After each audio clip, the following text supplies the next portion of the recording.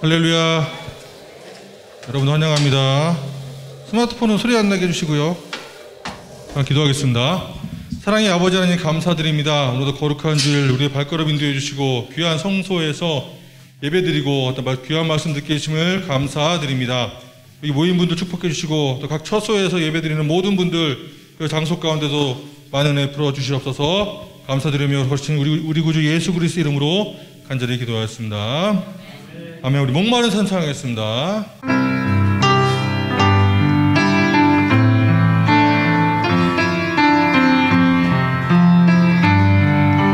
목마른 사슴 시냇물을 찾아 목마른 사슴 시냇물을 찾아 헤매이듯이 내 영혼 주를 찾기에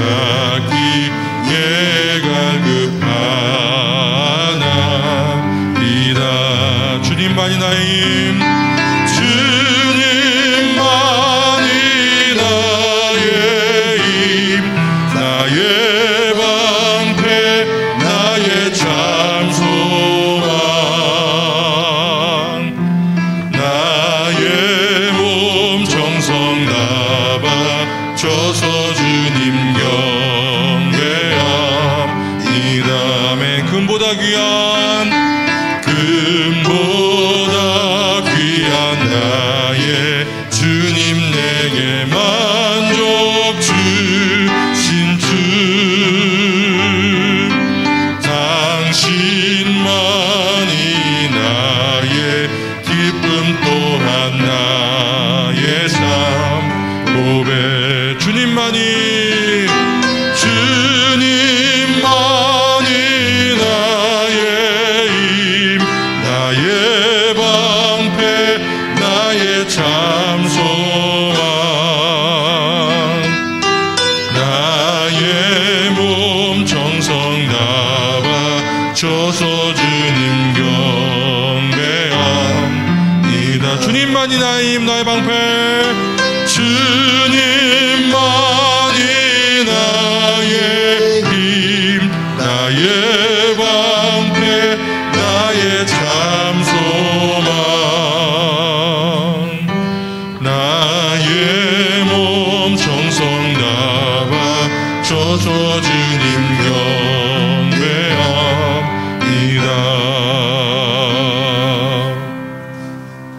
아멘. 우리 다 표현 못해도 찬양했습니다.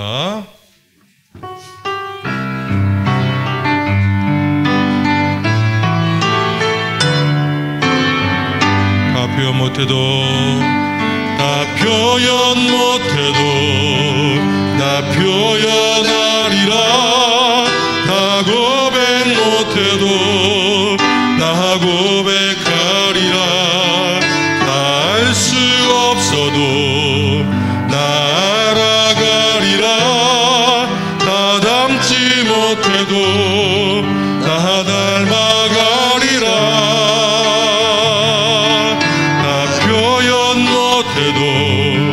나 표현하리라. 다 고백 못해도 나 고백하리라. 다 알 수 없어도 나 알아가리라. 다 담지 못해도 나 닮아가리라. 그 사랑 얼마나 아름다운지, 그 사랑 얼마나 날 부욕해 하는지, 그 사랑 얼마나 크고 놀라운지를, 그 사랑 얼마나 나를 감격하게 하는. 다시 한번 다 표현 못해도, 다 표현 못해도 나 표현하리라. 다 고백 못해도 나 고백하리라. 다 알 수 없어도 나 알아가리라. 다 담지 못해도 나 닮아가리라. 다 표현 못해도 다 담지 못해도 다 고백하리라. 다 알 수 없어도 날아가리라. 다 담지 못해도 다 닮아가리라. 그 사랑 얼마나 아름다운지, 그 사랑 얼마나 날 부욕해 하는지, 그 사랑 얼마나 크고 놀라운지를, 그 사랑 얼마나 나를 감격하게 하는, 그 사랑 얼마나, 그 사랑 얼마나 아름다운지, 그 사랑 얼마나 날 부욕해 하는지, 그 사랑 얼마나 크고 놀라운지를, 그 사랑 얼마나 나를 감격하게 하는지. 아멘. 마지막으로 우리에게 소원이 하나 있는 찬양하겠습니다.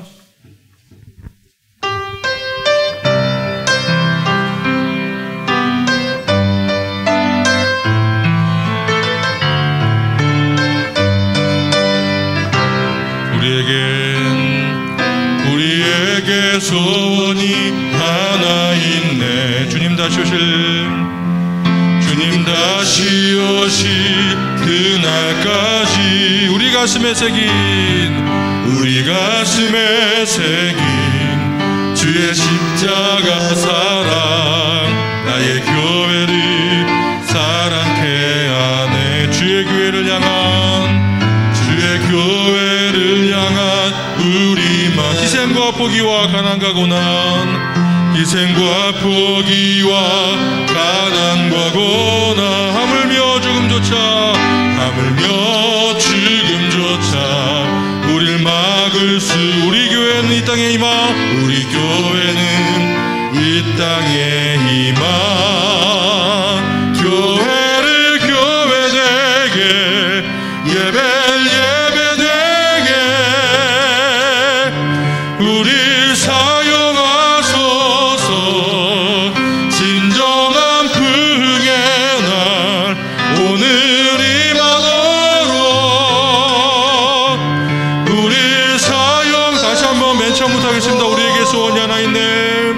우리에게 소원이 하나 있네. 주님 다시 오실 그날까지 우리 가슴에 새긴 주의 십자가 사랑, 나의 교회를 사랑케 하네. 주의 교회를 향한 우리 마음, 희생과 포기와 가난과 고난, 하물며 죽음조차 우릴 막을 수 없네. 우리 교회는 이 땅의 희망. 교회를 교회되게, 예배되게 우릴 사용하소서. 진정한 부흥의 날 오늘이 마도록 우릴 사용. 교회를 교회되게, 예배되게 우릴 사용하소서. 진정한 부흥의 날 오늘이 마도록 우릴 사용하소서. 아멘. 다시 나서서 주님 당신은 사랑 예배 찬양했습니다.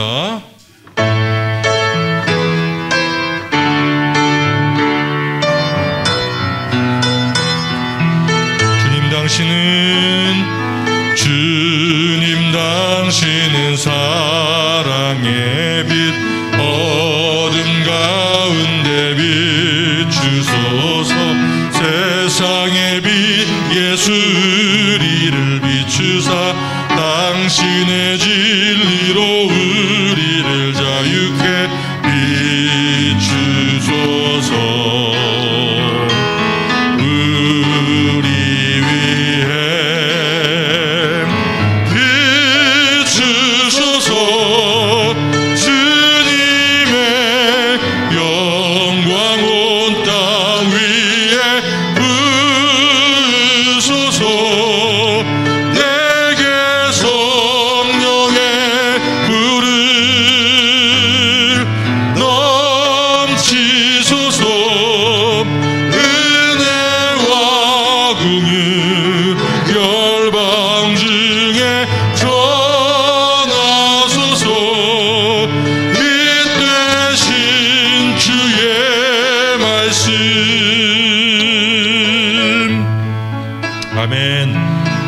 기도에 소망합니다. 예배를 위해서 말씀 선포해주신 목사님을 위해서 은혜를 사모하는 마음으로 다 같이 기도하겠습니다.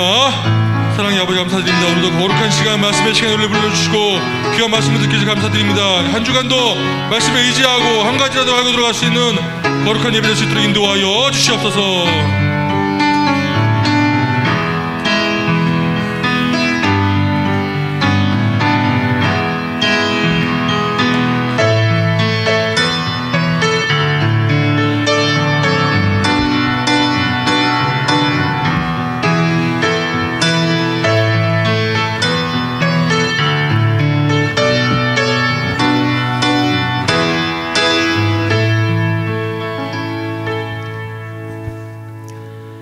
내가 산을 향하여 눈을 들리라.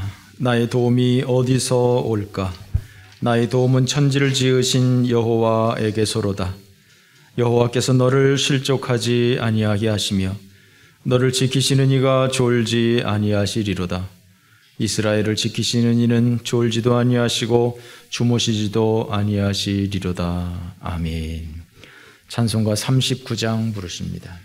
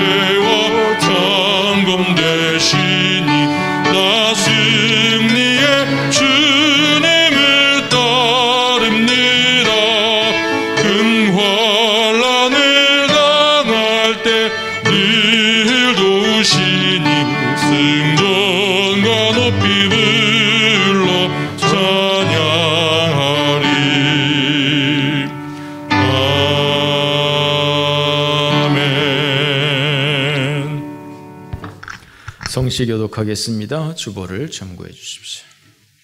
여호와여, 내 기도를 들으시며 내 간구의 귀를 기울이시고 주의 진실과 의로 내게 응답하소서.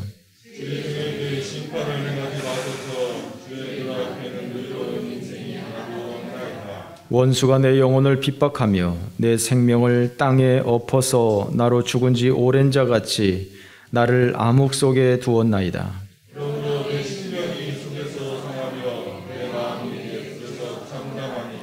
내가 옛날을 기억하고 주의 모든 행하신 것을 읊조리며 주의 손이 행하는 일을 생각하고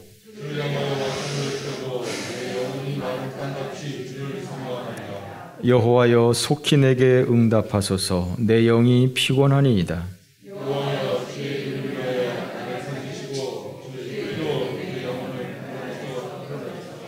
아멘. 사도신경 고백합니다. 전능하사 천지를 만드신 하나님 아버지를 내가 믿사오며 그 외아들 우리 주 예수 그리스도를 믿사오니 이는 성령으로 잉태하사 동정녀 마리아에게 나시고 본디오 빌라도에게 고난을 받으사 십자가에 못 박혀 죽으시고 장사한 지 사흘 만에 죽은 자 가운데서 다시 살아나시며 하늘에 오르사 전능하신 하나님 우편에 앉아 계시다가 저리로서 산자와 죽은 자를 심판하러 오시리라.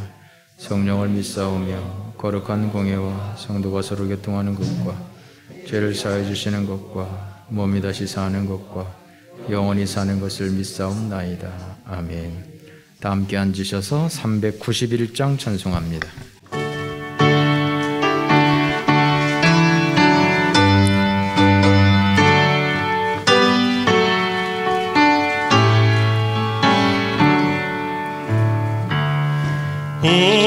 놀라운 구세주 예수 내 주 참 능력의 주시로다. 큰 바위 및 안전한 그곳으로 내 영혼을 숨기시네.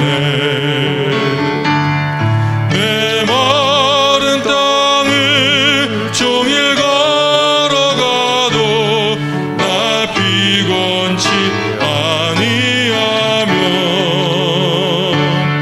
저 위험한 곳 내가 이를 때면 큰 바위에 숨기시고 주 손으로 덮으시네.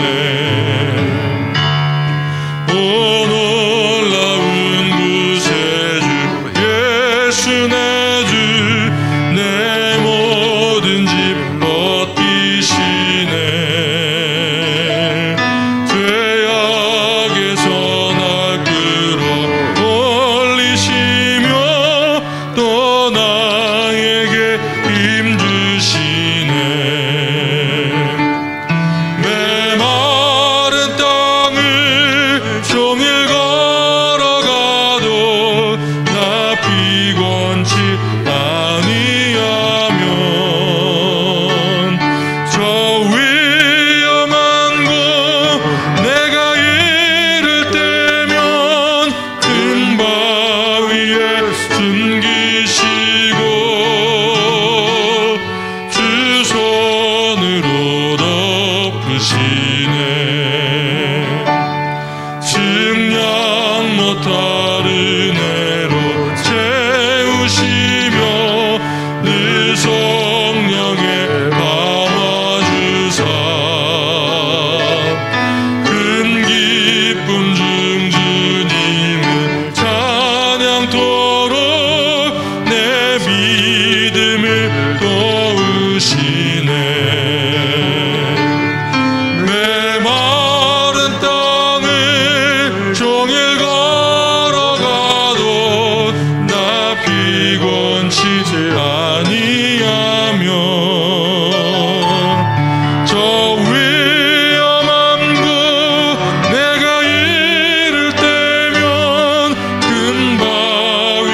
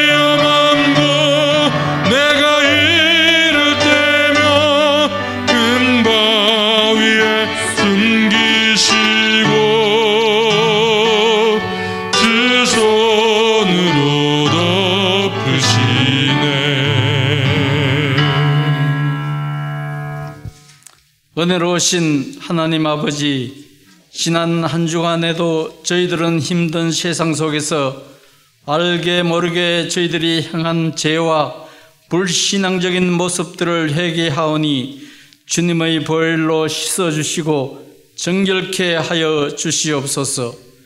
코로나 장기화로 인하여 온 세상이 혼란에 처하여 경제는 물론이고 사람들의 마음도 척박해져가는 이때 성령의 하나님께서 모든 이에게 위로와 평안을 허락하시고 이 환난을 잘 이겨나갈 수 있는 지혜와 용기를 주시옵소서. 이 땅의 모든 교회를 위하여 간절히 기도합니다. 코로나 환난으로 인하여 예배도 온전히 드리지 못하는 등 보이지 않게 교회가 핍박을 당하며 제일 힘들어하고 있습니다. 하나님 아버지, 이 땅에 빛을 잃는 교회가 하나도 없게 하여 주시고 신령한 하나님의 은혜로 늘 충만한 교회가 되게 하여 주시옵소서. 육신의 질병으로 고생하시는 성도들에게는 치유의 강선을, 믿음이 부족한 자에게는 믿음이 회복하게 하시고 물질의 어려움이 있는 자에게는 차고 넘치는 축복을 주시옵소서. 이 어려움을 오직 주님만이 해결할 수 있는 능력자이심을 믿고 전성도들은 주님만 바라보며 살아가게 하여 주시옵소서. 이 시간 목사님께서 하나님의 말씀을 증거하실 때 주님의 음성을 듣고 성령의 충만한 삶을 살아가게 하여 주시옵소서. 오늘 또 예배를 위하여 헌신하시는 모든 성도들에게 한없는 축복을 주시옵소서. 이 모든 말씀 우리 주 예수 그리스도의 이름으로 기도드렸습니다.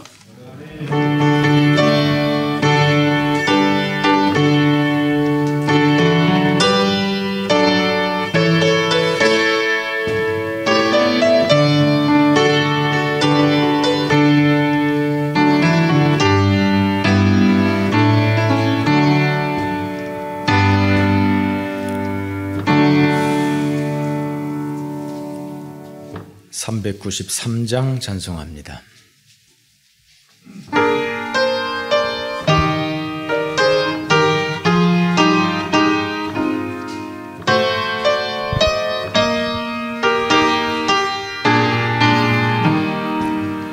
오 신실하신 주 내 아버지여, 늘 함께 계시니 두려움없네.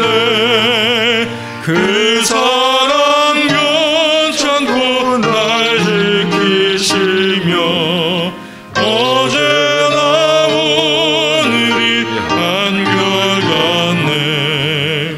오 신실하신 주, 오 신실하신 주, 날마다 자비를 베푸시며 일용할 모든 것 내려주시니 오 신실하신 주, 나의 구주. 봄철과 또 여름, 가을과 겨울, 해와 달 별들도 다 주의 것. 만물이 주 영광 드러내도다. 신실한 주 사랑 나타내네. 오 신실하신 주, 오 신실하신 주, 날마다 자비를 베푸시며 일용할 모든 것 내려주시니 오 신실하신 주, 나의 구주. 내 죄를 사하여 안위하시고 주 친히 오셔서 인도하네. 오늘의 힘되고 내 소망 주만이 만복을 내리시네. 오 신실하신 주, 오 신실하신 주, 날마다 자비를 베푸시며 일용할 모든 것 내려주시니. 오 신실하신 주, 나의 구주. 어제나 오늘이나 변함없이 신실하게 온 우주 만물들을 다스리시고 또한 우리를 보살피시는 우리 하나님 아버지 은혜 감사합니다. 오늘도 저희들이 거룩한 하나님의 성전에 나와서 예배하며 귀한 예물로 하나님 앞에 드리오니 이 드리는 모든 예물 위에 우리 하나님 아버지께서 은총 베풀어 주옵소서. 11조로 감사로 선교로 건축으로 여러 가지 제목을 좇아서 우리의 몸과 마음을 겸하여 드리오니 우리 하나님 아버지께서 받으시고 축복하여 주시옵소서. 우리 하나님께서 은혜 베풀어 주시사 우리 모든 성도님들의 생업에 복을 허락하여 주옵소서. 그 사업장에 주의 은혜가 임하게 하시고 그 일터에 주의 은혜가 임하게 하여 주시옵소서. 우리가 땀 흘려 일할 수 있는 그 모든 여건이 형성되게 하시고 일한 대로 분복을 얻을 수 있는 축복이 있게 하여 주시옵소서. 너무 배가 불러 하나님을 모른다 하지 않게 하시며 너무 배가 고파 하나님께 영광을 가리우는 일이 없도록 인도하여 주시고 날마다 하나님의 공급하심으로 인하여 부족함 없이 은혜 가운데 살아갈 수 있도록 주여 복을 더하여 주옵소서. 육신의 질병으로 고생하는 주의 성도들이 있사오니 주여 은총 베풀어 주시사 모든 연약한 것들 하나님의 은혜로 강건하게 치료하여 주옵소서. 회복시켜 주옵소서. 건강한 몸으로 하나님을 예배할 수 있도록 인도하여 주시옵소서. 영상으로 예배하는 주의 성도들도 있사오니 주여 복을 더하여 주셔서 주님의 이름을 기념하는 곳에 나도 그들 가운데 있다 주님께서 말씀하여 주셨사오니 우리 하나님 아버지께서 그곳에도 임재하여 주시사 주의 은혜가 임하게 하여 주시옵소서. 오랜 동안 함께 교회 나와서 예배하지 못하고 있는 성도들도 있사오니 주이며 은혜 베풀어 주셔서 믿음이 떨어지지 않도록 인도하여 주시고 더 뜨거운 마음으로 하나님을 사모하는 주의 성도들 되어질 수 있도록 인도하옵소서. 언제나 어디서나 늘 주를 기억하며 주를 기념하며 주를 예배하는 믿음의 성도들이 되어질 수 있도록 인도하여 주옵소서. 이 나라 이 민족 가운데 주의 은혜가 임하게 하여 주시고 항상 하나님의 은혜로 축복하여 주셔서 정말 이 나라 이 민족이 하나님 앞에 큰 영광 돌릴 수 있도록 주여 복을 더하여 주시옵소서. 해외에서 수고하시는 모든 선교사님들에게 주의 복이 임하게 하여 주시옵소서. 감사드리며 우리 구주 예수 그리스도의 이름으로 기도 올리옵나이다. 아멘. 오늘 우리에게 주시는 하나님의 말씀 요한계시록 11장입니다. 요한계시록 11장 11절에서 14절 말씀. 3일 반 후에 하나님께로부터 생기가 그들 속에 들어가매 그들이 발로 일어서니 구경하는 자들이 크게 두려워하더라. 하늘로부터 큰 음성이 있어 이리로 올라오라 함을 그들이 듣고 구름을 타고 하늘로 올라가니 그들의 원수들도 구경하더라. 그때에 큰 지진이 나서 성 10분의 1이 무너지고 지진에 죽은 사람이 7천이라. 그 남은 자들이 두려워하여 영광을 하늘의 하나님께 돌리더라. 둘째 화는 지나갔으나 보라 셋째 화가 속히 이르는도다. 아멘. 요한계시록 말씀을 계속해서 살펴보고 있습니다. 우리 11장 1절에서 2절 말씀 우리 함께 읽어보실까요? 다 같이 읽어보겠습니다. 시작. 또 내게 지팡이 같은 갈대를 주며 말하기를 일어나서 하나님의 성전과 제단과 그 안에서 경배하는 자들을 측량하되 성전 바깥 마당은 측량하지 말고 그냥 두라. 이것은 이방인에게 주었은즉 그들이 거룩한 성을 42달 동안 짓밟으리라. 아멘. 자, 1절 말씀에 보면 지팡이 같은 갈대를 하나님이 내게 주셨다. 그러면서 하나님의 성전과 제단과 그 안에서 경배하는 사람들을 측량해라 말씀을 합니다. 그런데 2절 말씀에 보니까 성전 바깥 마당은 측량하지 마라 얘기를 합니다. 그것은 이방인들에게 주었다. 그 거룩한 성을 42달 동안 짓밟을 것이다 라고 얘기를 합니다. 성전 바깥 마당은 측량하지 말라. 42달 동안 짓밟힐 것이다. 42달이면 한 달을 30일로 계산하면 3년 6개월입니다.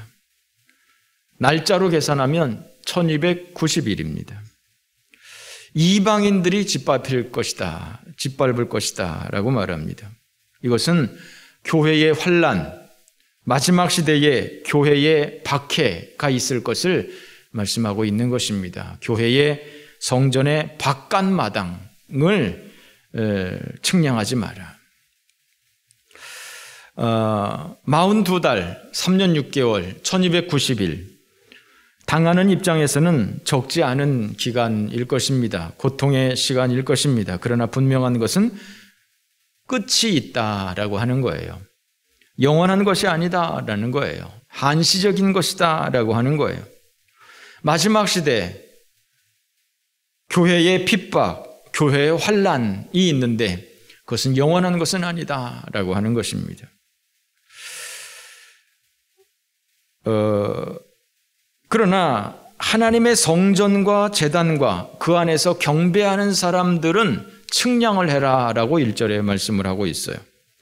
이것은 하나님께서 그 하나님의 백성들을 보호하실 것을, 예배하는 행위가 중단되지 않을 것을, 세상 끝날까지 교회가 보존될 것을, 성도들이 보존될 것을 말씀하고 있는 것입니다. 세상이 교회를 핍박하고 성도들의 삶을 핍박할 수 있지만 성도들이 예배 드리는 것을 중단시킬 수는 없다라고 하는 것입니다. 마치 하나님께서 사단에게 욥을 시험하게 하실 때 목숨에는 손을 대지 말라라고 이야기를 했던 것처럼, 그 한계를 정해 주었던 것처럼 그렇게 기간을 선정해 주신 것이죠.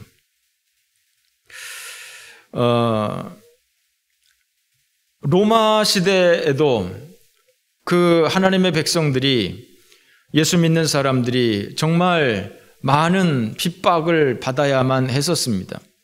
그래서 카타콤, 지하 동굴에 들어가서 거기에서 참 비밀리에 살아야만 했었습니다. 어떤 사람들은 그 카타콤에서 태어나서 카타콤에서 죽은 그런 사람들도 있을 만큼 그렇게 오랜 동안 로마 시대에 그리스도인들은 많은 핍박을 받아야만 했었습니다. 이처럼 교회 마지막 시대, 이 마지막 시대에는 교회의 핍박, 교회의 환난이 있을 것을 얘기하고 있는 것입니다. 42달, 3년 6개월, 1290일, 그것이 물론 상징적인 숫자입니다만 얼마나 오랜 시간인지 알 수 없습니다만 분명히 교회의 환난의 시대가 있다. 그것이 마지막 시대다라고 하는 것입니다. 예수님 이후로 종말은 항상 현재형입니다. 사도시대, 초대교회 시대, 극심한 로마의 핍박을 받으면서 성도들은 종말이 가깝다라고 생각을 했습니다. 예수님이 곧 재림할 것이다 라고 생각을 했습니다. 그런데 여태까지 재림이 오지 않았으니 이 사람들의 생각이 틀렸구나 라고 생각할 수 있을 것입니다. 그러나 그렇지 않습니다. 그때도 종말이었습니다. 물론 지금도 종말입니다. 예수님 이후로 종말과 교회의 환난은 항상 현재형입니다. 지금도 지구촌 어디선가에는 교회의 핍박이 있습니다.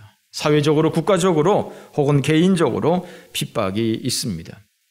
지금 탈레반이 장악한 아프가니스탄, 당연히 교회의 성도들은 탄압 1순위일 것입니다. 로마 시대뿐만이 아니라 우리 한국에서도, 또 우리 중국에서도, 또 일본에서도 이런 교회의 박해가 있었고, 아프가니스탄에서도 지금 현재 또한 박해가 있는 것이고, 42개월, 3년 6개월, 3년 6개월, 1290일, 정말 상징적인 기간이지만 교회에 환난이 있는 것을, 마지막 시대에 교회에 환난이 있는 것을 우리는 이 본문을 통해서 알 수가 있는 것입니다. 물론 환난이 없으면 얼마나 좋겠습니까? 그러나 하나님께서는 우리에게 환난이 없을 것이라고 말씀하지 않습니다. 환난이 없을 것이라고 약속하지 않고 환난 가운데서 우리를 지켜주시겠다 약속하시는 것입니다.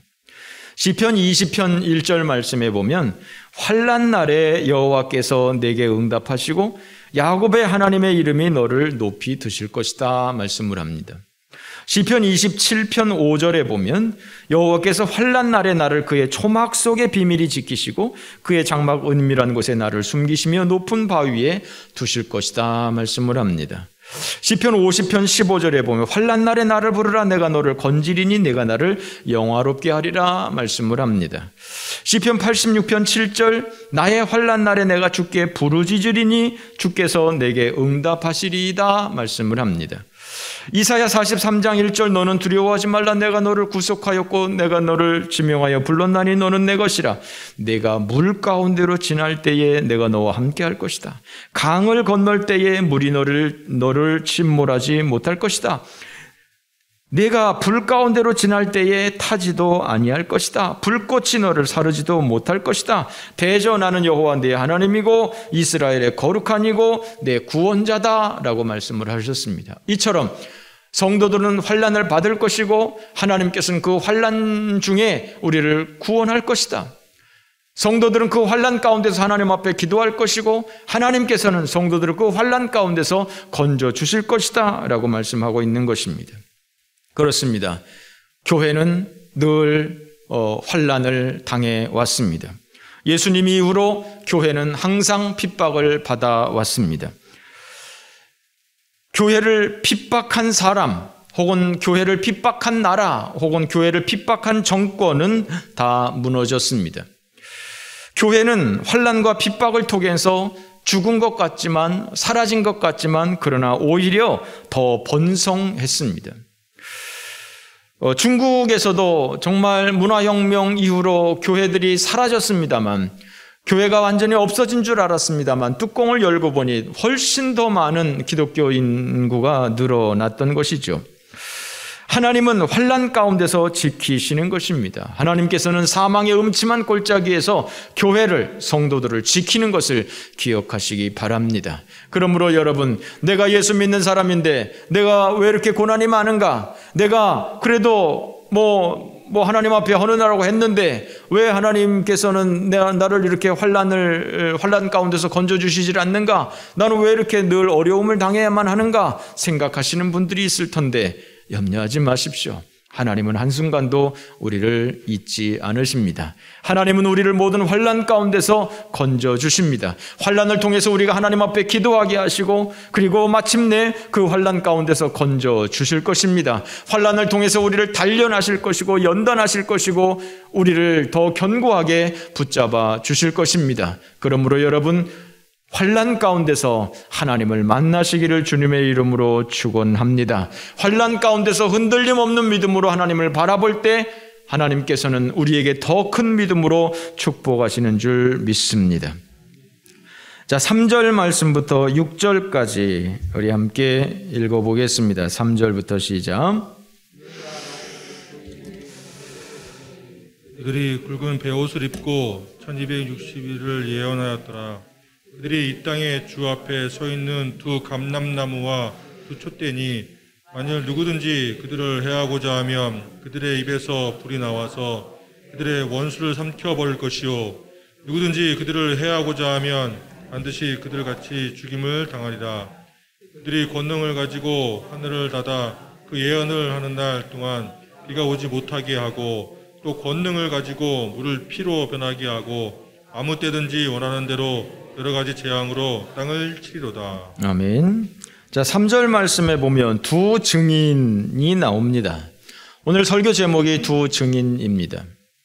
자, 나의 두 증인에게 권세를 주겠다 말합니다. 두 증인에게 권세를 주겠다.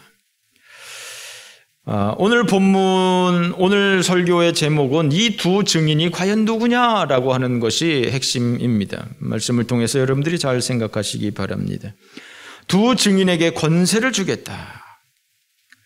그 두 증인들은 굵은 베옷을 입고 1260일 동안을 예언할 것이다. 1260일, 아까도 말씀드렸죠. 2절에 나와 있는 42달, 3년 6개월, 1290일 동안 이 사람들이 예언을 할 것이다. 바깥마당은 측량하지 말라고 했는데 바깥마당은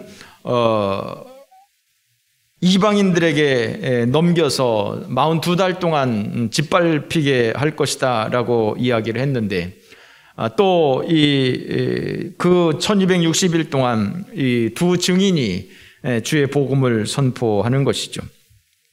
그런데 이 두 증인을 4절 말씀에 보니까 두 감람나무와 두 촛대다라고 표현을 하고 있어요. 두 증인, 두 감람나무, 두 촛대 다 동일한 그런 존재라고 해야 되나요? 같은 존재인 것이죠. 그런데 이 두 증인, 두 감람나무, 두 촛대 얼마나 큰 능력이 있는가 하면 5절 말씀에 보니까 만약에 누구든지 그들을 해하고자 하면 입에서 불이 나와서 삼켜버린다는 거예요. 누구든지 그들을 해하려고 하면, 해치려고 하면 오히려 죽임을 당한다는 거예요. 6절, 권능을 가지고 하늘을 닫고 예언하는 날 동안에 비가 오지 못하게 하고 권능을 가지고 물이 피가 되게 하고 아무 때든지 원하는 대로 여러 가지 재앙으로 땅을 칠 것이다 라고 말씀을 하고 있어요. 이것이 두 증인, 두 감람나무, 두 촛대의 사역인 것이죠. 마치 모세와 같이 또 엘리야와 같이 정말 많은 능력을 가지고 많은 재앙을 내리는 이러한 능력의 사도, 이 사람들이 두 증인, 두 감람나무, 두 촛대인 것이죠. 여기서 두 감람나무, 두 촛대라고 표현을 하는데 구약시대에 하나님의 성막에는 촛대가 있었습니다. 촛대를 불을 켜서 등잔이 7개, 한 줄기에서 7개의 가닥에 나오는 그 등잔 2개가 항상 이렇게 있습니다. 그래서 그 성막을 항상 밝히고 24시간 밝히고 있는 것이죠. 그런데 그 촛대에 사용되는 그 기름은 최고급 감람유로 사용을 했습니다. 최고급 감람유로 사용하는 이유는 끓음이 없기 때문입니다. 24시간 동안 그 텐트 안에서 그 촛불을 켜놓고 있어야 되는데 끓음이 나면 그 텐트가 하루 이틀 쓴 것도 아니고 500년 동안 그 텐트를 사용을 했는데 얼마나 끓음이 가득하겠습니까? 그러니까 끓음이 없는 최고급 감람유, 그리고 또 최고급 감람유는 또 냄새가 또 향기롭게 나지 않습니까? 이렇게 해서 성전 안에, 성막 안에 항상 두 촛대가 있었고 그 두 촛대에는 항상 감람나무, 감람유로 사용을 했던 것이죠. 스가랴 선지자도 이 감람나무의 환상을 보았어요. 스가랴서 4장 3절 말씀에 보면 그 등잔 곁에 두 감람나무가 있는데 하나는 그 기름 그릇 오른쪽에 있고 하나는 그 왼쪽에 있다라고 그랬습니다.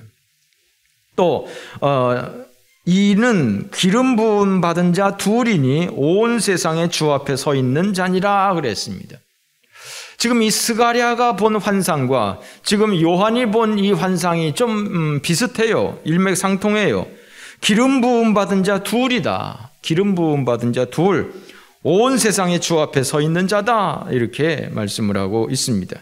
오늘 본문 4절 말씀에도 보면 그들은 이 땅에 주 앞에 서 있는 두 감람나무와 두 촛대다. 이렇게 이야기를 하고 있지 않습니까? 그러니까 이 스가랴서와 스가랴가 보는 환상과 요한이 보는 환상이 일맥상통한 것이다 라고 하는 것입니다. 스가랴가 보는 환상은 이 촛대에 이 기름 촛대가 있는데 그것이 양 옆에 두 감람나무가 있어서 그 두 감람나무에서 곧바로 이 두 촛대로 연결이 돼서 기름이 자동 보충되게 하는 거예요. 자동 보충되게. 이게 환상이라고 하는 것을 여러분들은 기억하시기를 바랍니다. 이게 판타지입니다. 판타지. 생각을 해보세요. 감람나무에서 곧바로 관을 연결한다고 한들 그 기름이 나오겠습니까? 감람 열매가 맺으면 그 열매를 가지고 잘 해서 기름을 짜서 정제해서 그렇게 하고 등잔 기름으로 쓸 수 있는 거 아닙니까? 감람나무 그 나무가 두 그루가 있어가지고 거기서 직접 파이프를 연결한다고 그게 자동으로 기름이 타겠습니까? 그렇지만 그걸 가지고 뭐 인과관계를 가지고 뭐 되니 안 되니 말이 안 되느니 뭐 이런 소리를 하면 안 되고요. 상징적으로 의미를 생각해야 되는 것이죠. 두 감람나무 또 두 촛대. 요한계시록 1장 20절에는 유명한 말씀하지 않았습니까? 일곱 별은 일곱 교회의 사자고 일곱 촛대는 일곱 교회다라고 말씀하지 않았습니까? 그러면 이 두 증인, 두 감람나무, 두 촛대 이것은 지금 같은 표현이잖아요. 두 증인, 두 감람나무, 두 촛대 같은 부류란 말이에요. 같은 존재란 말이에요. 그러면 이것이 의미하는 것이 어떤 구체적인 두 교회를 말하나? 어떤 구체적인 두 성직자를 말하는 것인가? 이라고 생각할 수가 있는데 문맥상으로 보면 분명히 두 증인이라고 했으니까 어떤 구체적인 사람을 얘기하는가 보다 생각을 할 수 있을 것입니다. 아닌 게 아니라 이단들은 이것을 가지고 자기네들한테 적용을 시킵니다. 이단 사이비 교주들이 이 문구를 가지고 내가 동방의 감람나무다라고 이 주장을 하죠. 분명한 것은 내가 동방의 감람나무다라고 이야기하는 사람들은 분명히 이단인 것입니다. 과연 두 감람나무가 무엇이고 두 촛대가 무엇인지 두 증인이 무엇인지 분명히 알 수는 없지만 내가 동방의 감람나무라고 분명하게 얘기하는 사람들은 분명한 이단이라고 하는 것을 여러분들이 기억하시기를 바랍니다. 통일교회 문선명도 내가 동방의 감람나무다라고 하면서 이것이 바로 나를 가리키는 것이다라고 했지만 역시 그는 죽을 수밖에 없는 존재였었습니다. 지금도 이단 사이비 교주들은 이것이 감람나무가 자기를 지칭하는 것이라고 주장을 하지만 그들도 역시 문선명처럼 다 죽을 수밖에 없는 연약한 인생일 수밖에 없습니다. 분명한 것은 이 두 증인, 두 감람나무, 두 촛대 이것이 어떤 구체적인 초월자, 예수님과 같은 어떤 구체적인 그런 것은 분명히 아닐 것이다. 왜냐하면 그렇다면 우리는 늘 그 두 증인을 기다려야 되거든요. 늘 그 두 증인을 기다려야 되거든요. 오늘 제가 말씀드린 대로 오늘 제목이 두 증인입니다. 두 증인이 누구냐가 오늘 우리가 알아야 할 중요한 테마인 것이죠. 자, 이 두 증인에게는 엄청난 파워가 있어요. 그를 해하고자 하면 그 입에서 불이 나와서 원수를 삼켜버려요. 해하고자 하면 죽임을 당해요. 하늘을 닫아서 예언을 하는 동안 비가 오지 못하게 해요. 이런 거를 보면은요, 아무 때든지 원하는 재앙으로 여러 가지 재앙을 내려요. 아까 말씀을 드린 것처럼 엘리야가 기도하니까 3년 반 동안 비가 안 왔습니다. 7년 반 동안 비가 안 왔습니다. 엘리야가 기도할 때. 모세는 여러 가지 10가지 재앙을 내렸습니다. 이처럼 모세처럼 엘리야처럼 어마어마한 능력을 행하는 이 두 증인, 과연 이 두 증인은 누굴까? 예수님과 같은 초월적인 힘을 가진 어떤 하나님의 권능을 입은 특별한 어떤 존재일까?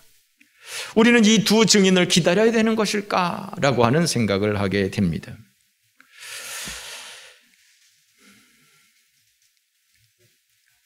그것이 아니라 어떤 구체적인 존재가 아니라 구체적인 어떤 교회를 말하는 것이 아니라 이것은 일반적인 성도로 보는 것이 가장 유력합니다. 일반적인 성도. 주의 성도들은 이 두 증인과 같이 이 마지막 시대에 주의 복음을 가지고 전해야 하는 것입니다. 할렐루야. 이 두 증인이 한 일이 뭐죠? 1290일 동안 42달 동안 베옷을 입고 예언을 한 것이었습니다. 주의 복음을 선포한 것이었습니다. 마찬가지로 예수님 이후로 항상 종말이었다고 말씀을 드렸습니다. 이 마지막 시대에 주의 성도들이 해야 될 일은 베옷을 입고 주의 복음을 선포하는 일인 것입니다. 하나님께서는 우리가 이 땅에서 잘 먹고 잘 살라고 우리에게 복음을 준 것이 아니었습니다. 이 땅에서 잘 먹고 잘 살게 하기 위해서 예수님을 이 땅에 보낸 것이 아니었습니다. 이 땅에서 믿음을 잘 준비하고 하나님의 나라에 갈 수 있도록 하게 하기 위해서 예수님을 보내신 것입니다. 예수님께서 제자들을 세우시고 그 제자들이 예수님 이후로 했던 사역들은 그 주님의 복음을 들고 그 주님의 복음을 외치다가 결국은 죽임을 당했습니다. 마찬가지로 주의 성도들이 해야 할 일은 이 두 증인과 같이 12 제자들과 같이 이 땅을 살아가면서 주의 복음을 외치는 일인 것입니다. 이 땅에서 룰루랄라 오늘은 무엇을 먹을까? 내일은 무엇을 마실까? 오늘은 무엇을 입을까? 내일은 무엇을 입을까? 걱정하는 것이, 염려하는 것이, 그것이 우리의 사명이 아니라 오늘은 어느 집을 살까? 오늘은 내일은 어디로 놀러 갈까? 이것을 이 땅에서의 이런 복을 누리는 것이 우리가 할 일이 아니라 우리가 이 땅에서 해야 할 일은 이 두 증인과 같이 1290일 이 환난의 날에 주의 복음을 선포하는 일이다. 할렐루야. 우리 마음에는 원치 않지만 우리는 조금도 하고 싶은 생각이 없지만 주님께서 우리에게 기대하시는 것은, 주의 성도들에게 기대하시는 것은 주의 복음을 선포하는 것입니다. 또한 이 두 증인이 복음을 선포하는 동안에 하나님께서는 그들에게 권능을 주셨습니다. 3년 6개월 동안 하늘을 닫아서 비가 오지 않게 하는 권능을 주십니다. 두 증인을 해하려고 하는 사람들은 오히려 죽임을 당하게 되는 그러한 권능을 주십니다. 지금도 여러분, 우리야 지금 이 땅에서 편안하게 예수 믿으면서 기도해도 안 되고 기도의 능력도 없고 그냥 이렇게 살아가지만 선교의 현장에서는 많은 이적들이 일어나는 것을 여러분들은 익히 들어서 알고 계실 것입니다. 선교의 현장에서는 아무런 능력 없는 주의 종이나 혹은 성도라 할지라도 정말 그 사람들이 와서 기도해달라고 할 때 기도하면 병자가 일어서는 일들이 허다하게 일어나고 있습니다. 정말 복음이 필요한 그곳에 하나님께서는 정말 엄청난 능력들을 주의 종들에게 부어주시고 있습니다. 지금 이곳에서는 잘 일어나지 않습니다만 선교 현장에 가면 이런 일들이 비일비재하게 일어납니다. 지금 이 두 증인이 정말 엄청난 능력을 가지고 주의 복음을 전파하는 것처럼 그 선교의 현장에서는 이런 일들이 일어나는 것입니다. 어떤 초월적인 존재에게만 일어나는 일이 아니라 보편적인 성도들이라 할지라도, 그래서 예수님께서 제자들을 파송하면서 귀신을 쫓아내고 병자가 낫는 이러한 권능을 예수님께서 그 제자들에게 부여하지 않았습니까? 그러니까 지금 이 두 증인이 이러한 능력을 나타내는 것은 어떤 초월적인 두 존재를 의미하는 것이 아니라 우리 모든 성도들에게는 하나님께서 우리 능력으로 하는 것이 아니라 우리 안에 계신 성령의 능력으로 이 모든 일들이 일어나는 것 아니겠습니까? 성령께서 우리를 지켜주시는 것이고 성령의 권세로 우리가 기도할 때 성령의 능력으로 이 모든 일들이 나타나는 것 아니겠습니까? 그러므로 이 두 증인의 이 삶은, 이 두 증인의 이 권능은 바로 우리 모든 성도들에게 임재되어 있는, 내재되어 있는 하나님의 권능인 것을 믿으시기 바랍니다. 다니엘서와 요한계시록에 사용된 이 비밀 코드가 비슷합니다. 일맥상통합니다. 다니엘서 7장 25절 말씀에 보면 한때와 두때와 반때라고 이야기를 합니다. 12장 7절에서도 한때, 두때, 반때라고 얘기를 합니다. 오늘 본문 요한계시록 11장 2절에서는 42달이라고 하고 있고요. 3절에서는 1260일이라고 말을 하고 있습니다. 12장 6절에서도 1260일이라고 합니다. 12장 14절에서는 한때, 두때, 반때라고 얘기를 합니다. 우리 같이 한번 보실까요? 요한계시록 12장 14절입니다. 요한계시록 12장 14절, 우리 다 같이 한 목소리로 봉독합니다. 시작. 그 여자가 큰 독수리의 두 날개를 받아 광야 자기 곳으로 날아가 거기서 그 뱀의 낯을 피하여 한때와 두때와 반때를 양육받음에. 네, 한때, 두때, 반때. 합하면 세 때 반이잖아요. 만약에 한 때를 1년으로 계산한다면 3년 반이잖아요. 그리고 한 달을 평균 30일로 계산을 하면 1260일이란 말이에요. 42달, 1260일, 3년 반, 한때, 두때, 반때. 요한계시록 13장 5절에서도 42달이라고 표현을 하고 있습니다. 그러니까 요한계시록에 또 다니엘서에 기록된 한때, 두때, 반때 42개월 3년 1290일 이것이 다 같은 그런 뉘앙스를 가지고 있습니다.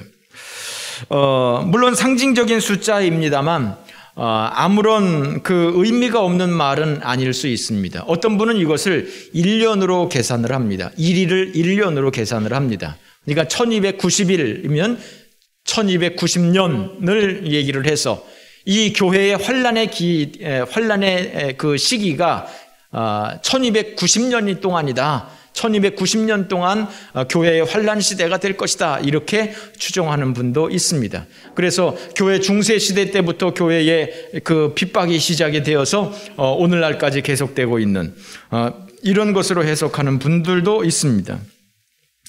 저는 제가 대단한 학자도 아니고 또 학자들마다 견해가 다르고 그렇기 때문에 저는 구체적인 어떤 하나의 의견을 가지고 있지 않습니다. 다만 분명한 것은 마지막 시대에 교회에 환란의 때가 있다. 그 마지막 시대는 예수님 이후로 예수님 오실 때까지 항상 마지막 때다. 언제 어디서 어떻게 교회에 환란이 있을지 모르는 것이다. 우리 모든 성도들은 두 증인이다. 우리 모든 성도들은 두 증인으로서의 삶을 살아야 되는 것이다. 우리 모든 성도들은 두 증인과 같이 주의 복음을 외치는 사역을 해야 된다. 그렇게 되면 우리 하나님께서는 우리가 복음을 증거하는 삶을 살아가고 있는 동안에는 하나님께서 우리를 지켜주시고 보호하시고 인도하신다. 하늘 성전에서 예배하는 자들을 측량하라고 하는 것처럼 하나님을 예배하는 사람들, 물론 이것은 지금 정부에서 교회가 예배를 드리지 못하게 우리나라뿐만이 아니라 중국에서도 그렇고 미국에서도 그렇고 여러 나라에서 그렇습니다만 이것을 얘기하는 것이 아니라 아무리 교회에서 예배가 중단된다 할지라도 우리가 지금 이렇게 모여서 예배하는 것조차 못한다 할지라도 우리가 개인적으로 얼마든지 하나님 앞에 예배할 수가 있는 것입니다. 개인적으로 혹은 가족이 함께 모여서 하나님 성경 갖다 놓고 하나님을 찬송하며 예배하며 기도하며 이렇게 하는 이 모든 것들, 그것을 금할 수는 없다는 것이죠. 그렇게 하는 사람들을 하나님께서는 지켜주시고 그들을 그 예배가 지속될 수 있도록 하나님께서 은혜를 주시겠다고 하는 것이죠. 저 북녘 땅에도 지금 누구도 성경을 가지고 있지 못합니다. 누구도 공식적으로 예배를 드릴 수 없습니다. 그러나 아직도 거기에서는 개인적으로 하나님을 예배하는 사람들이 있습니다. 할렐루야. 어떤 사람들은 저 들판에 나가서 찬송을 한답니다.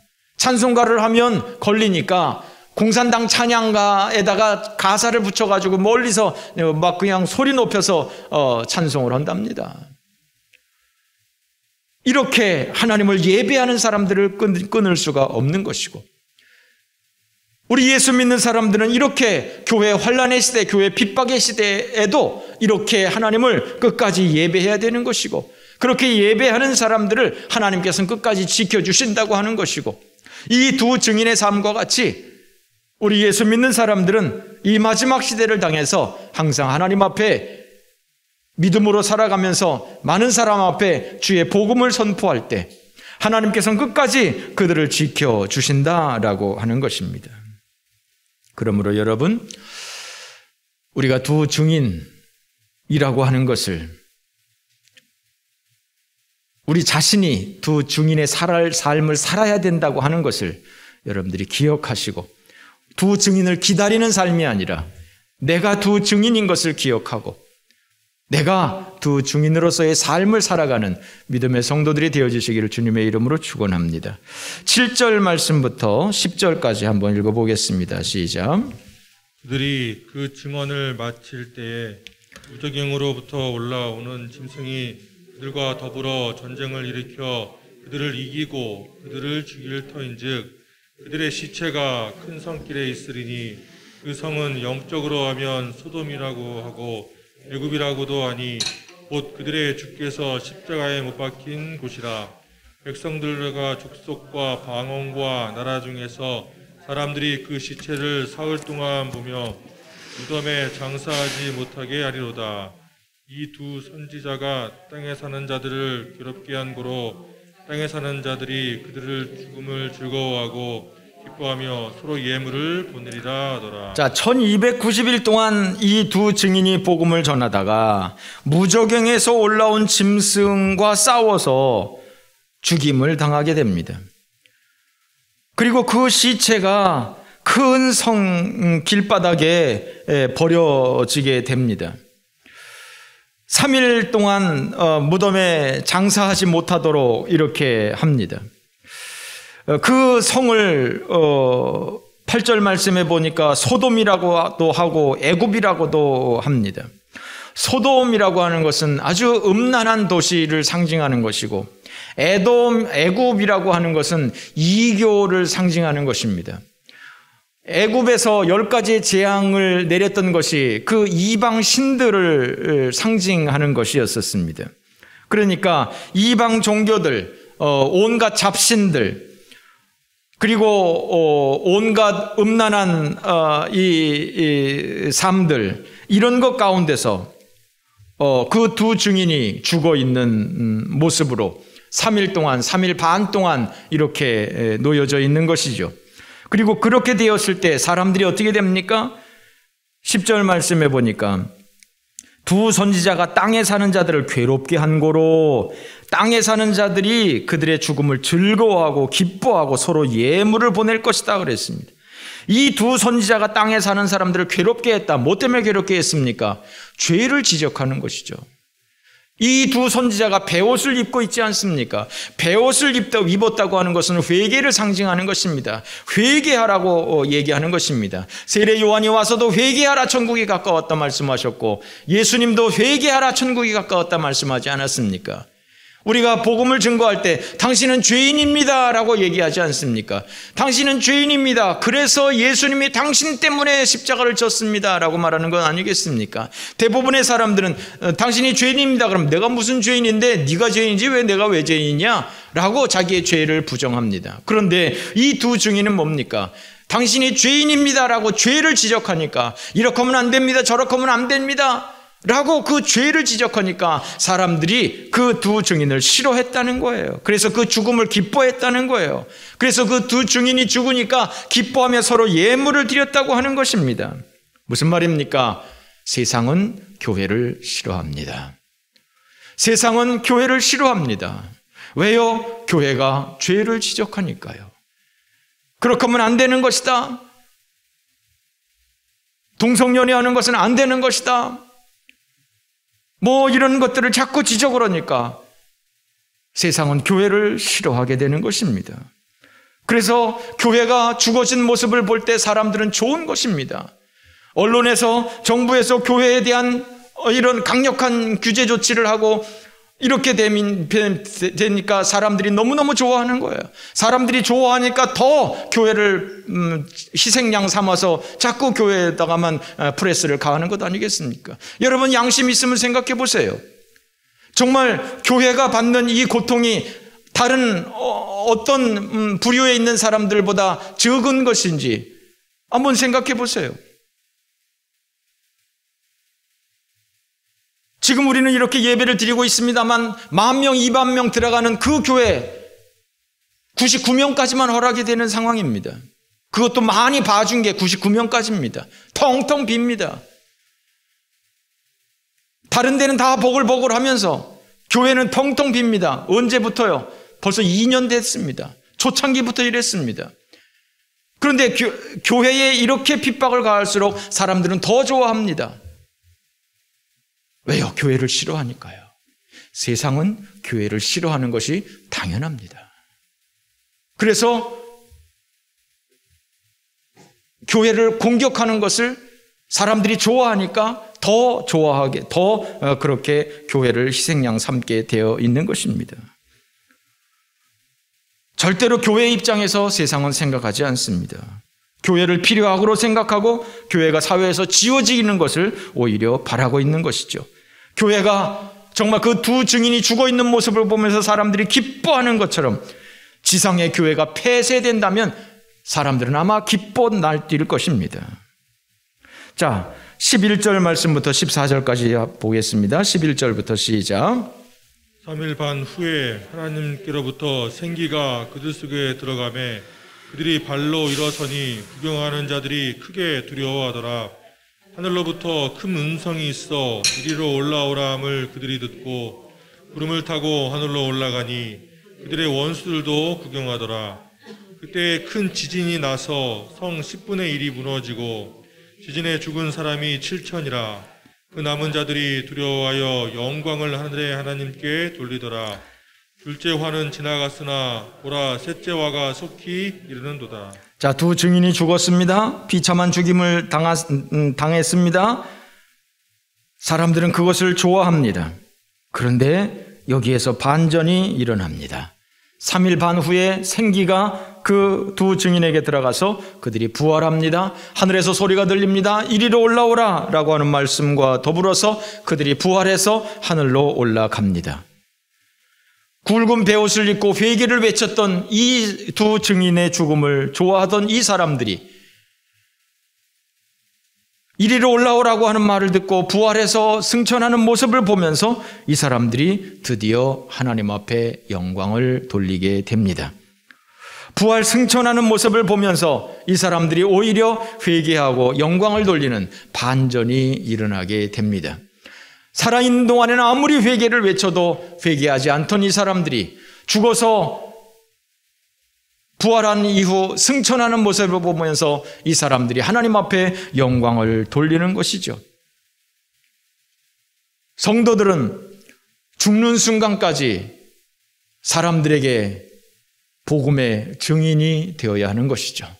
하나님께서는 성도의 죽음을 귀히 여기신다 말씀을 했는데 성도의 죽음을 통해서 오히려 세상 사람들이 하나님 앞에 영광을 돌리게 되는 것이죠.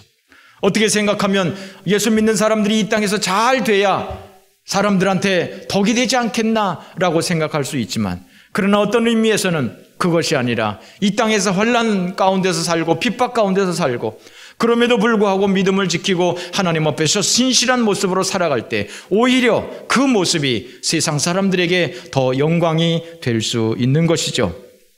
이것을 통해서 성의 10분의 1이 죽고 7,000명이 죽는 사람이 있습니다만 그래도 남은 사람들이 그 모습을 보면서 하나님을 찬송하는 사람들이 있을 것이다 라고 하는 것입니다.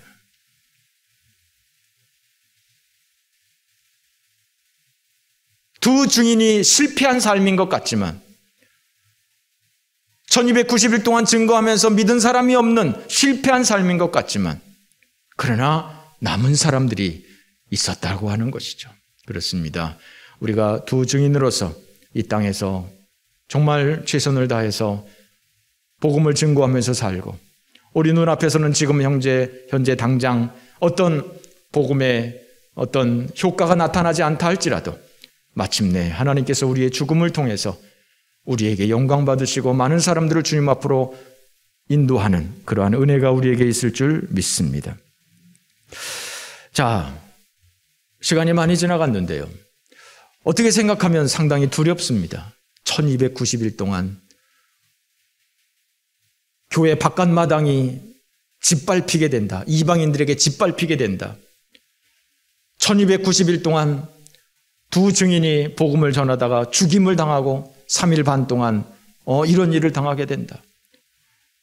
두려움이 있을 수 있습니다. 그런데 그 두려움을 날려버리는 또 하나님의 메시지가 있습니다. 15절 말씀 보실까요? 15절 말씀 보면 일곱째 천사가 나팔을 불매 하늘에서 큰 음성이 나서 이르되 세상 나라가 우리 주와 그의 그리스도의 나라가 되어 그가 세세토록 왕노릇 하시리로다. 할렐루야. 지금 그 두려움, 이 성경을 읽으면서 좀 두렵다, 이거 무시무시하다라고 생각을 하는데 그때 하늘에서 무슨 소리가 들립니다? 세상 나라가 우리 주와 그의 그리스도의 나라가 되어서 그가 세세토록 왕노를 하실 것이다. 할렐루야. 16절 말씀에 보면 또 24장로들이 하나님을 찬양합니다. 뭐라고 찬양합니까? 17절에 감사하옵나니 옛적에도 계셨고 지금도 계신 주 하나님 곧 전능하신 이여 친히 큰 권능을 잡으시고 왕노릇 하시리로다. 그렇습니다. 여러분, 우리가 지금 현재 볼 때는 교회가 세상의 핍박을 받습니다. 교회가 정말 아주 무참하게 깨지는 것 같습니다. 교회가 아무런 힘이 없는 것 같습니다. 그런데 하나님께서는 마침내 아직도 세상 모든 것들을 통치하고 계시고 지금도 하나님께서는 영광 받고 계시고 하나님께서는 이 모든 것들을 다스릴 것을 우리에게 보여주시고 계신 것입니다. 그러므로 여러분, 아무리 로마 시대에 그 성도들이 정말 로마 정부로부터 심한 핍박을 받고 있었지만 그런 상황 가운데서 지금 이 모습을 보여주시는 거예요. 우리가 그 상황이라고 생각해 보세요. 우리가 로마 시대에 살아가고 있던 그 성도들이라고 생각해 보세요. 우리가 아프가니스탄에서 살아가고 있는 그 성도들이라고 생각을 해보세요. 정부의 그 무시무시한 그 압력, 정말 발각되면 죽을 수밖에 없는 그 상황 가운데서 하나님은 여전히 하늘에 계시고 하나님이 여전히 모든 것들을 지금 관할하고 계신 것을, 영원토록 왕노릇하고 계신 것을, 결국 세상 나라는 멸망할 것이고 하나님의 나라는 든든히 세워질 것을, 이것이 복음인 것을 오늘 본문은 말씀하고 있는 것입니다. 그러므로 여러분, 눈에 보는 세상의 것에 우리가 낙심할 것이 아니라 눈에 보이지 않는 하나님의 나라, 하나님의 성전을 바라보면서 승리의 그날까지 믿음으로 살아가는 주의 백성들 되어주시기를 주님의 이름으로 축원합니다. 고맙고 감사하신 하나님 아버지, 은혜 감사합니다. 우리가 세상을 볼 때 정말 숨이 막히고 정말 희망이 보이지 않지만 그러나 하나님께서는 여전히 살아계시고 세상 나라는 멸망할 것이지만 결국 하나님의 나라는 승리할 것을 믿습니다. 우리가 두 증인으로서의 삶을 이 땅에서 살아낼 수 있도록, 그래서 마지막 날까지 주의 복음을 선포하며 믿음으로 살게 하여 주시옵소서. 어떤 상황 가운데서도 하나님을 예배하는 믿음의 성도들, 예배자들이 되어질 수 있도록 인도하옵소서. 예수님의 이름으로 기도 올리옵나이다. 아멘. 우리 다 함께 일어나셔서 마지막 찬양 드리겠습니다.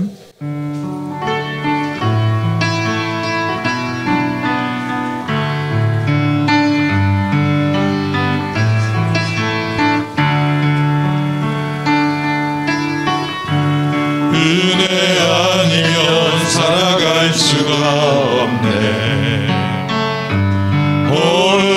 호흡마저도 다 주의 것이니 세상 평안과 위로 내게 없어도 예수 오직 예수뿐이네.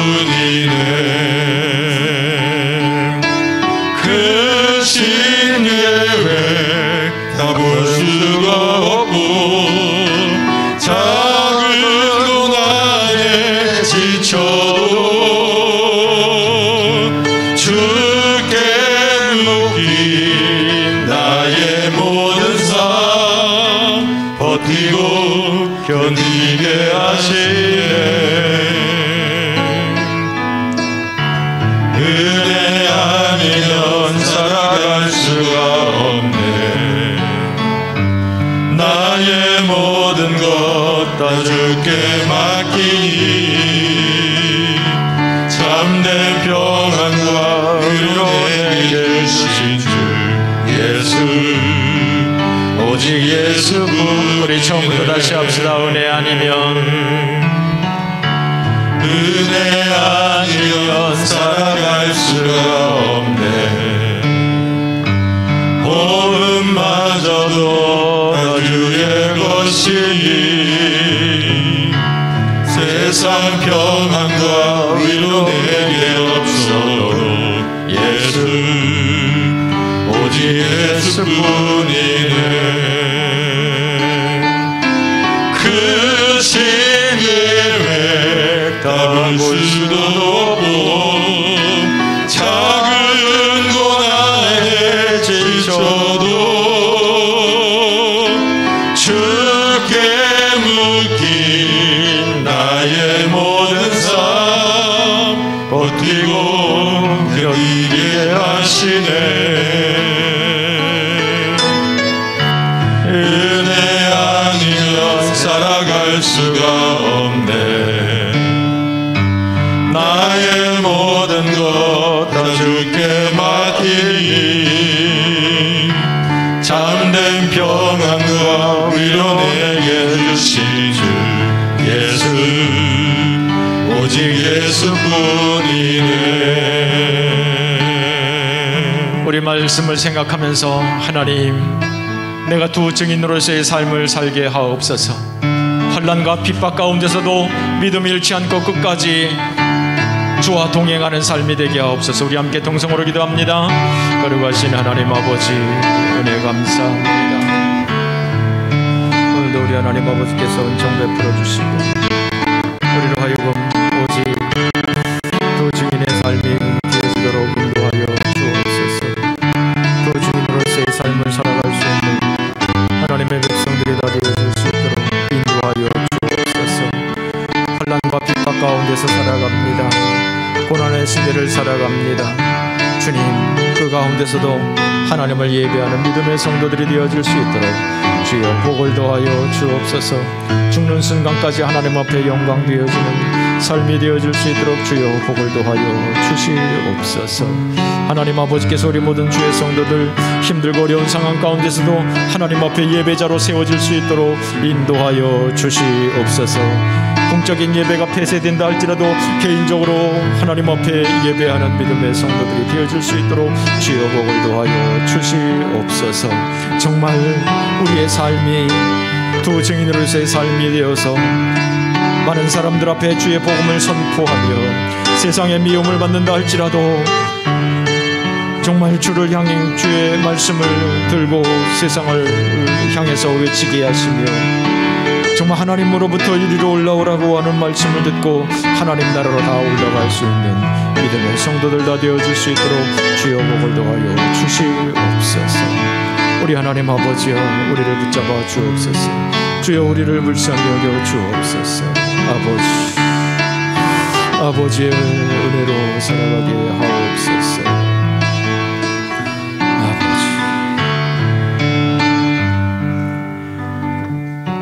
이제는 우리 구주 예수 그리스도의 은혜와 아버지 하나님의 사랑하심과 성령의 교통하심이 사랑하는 주의 모든 성도들 위해 이 나라 이 민족 위에 이제부터 영원토록 함께 계실지어다.